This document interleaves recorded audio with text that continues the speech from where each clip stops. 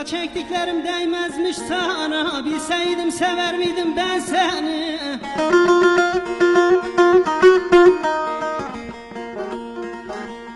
Her türlü çileyi sen verdin bana, bilseydim sever miydim ben seni?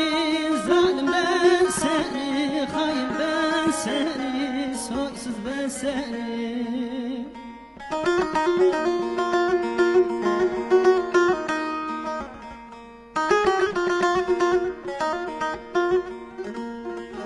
Ben kan ağlarken gönlün hoş senin, sevdalardan uzak fikrin boş senin.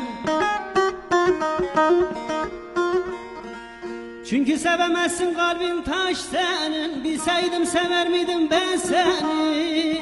Zalim ben seni, soysuz ben seni, hain ben seni. Çünkü sevemezsin, kalbin taş senin, bilseydim sever miydim ben seni? Zalim ben seni, hain ben seni.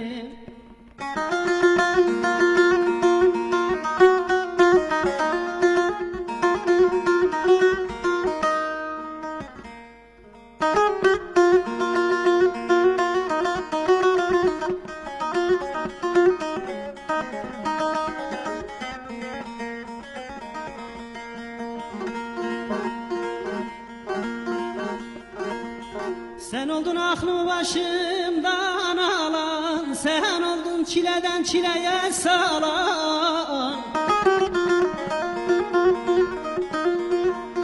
Bakışların sahte, sözlerin yalan, bilseydim sever miydim ben seni? Zalim ben seni, soysuz ben seni, hain ben seni. Bakışların sahte, sözlerin yalan, bilseydim sever miydim ben seni? Zalim ben seni, canım ben seni.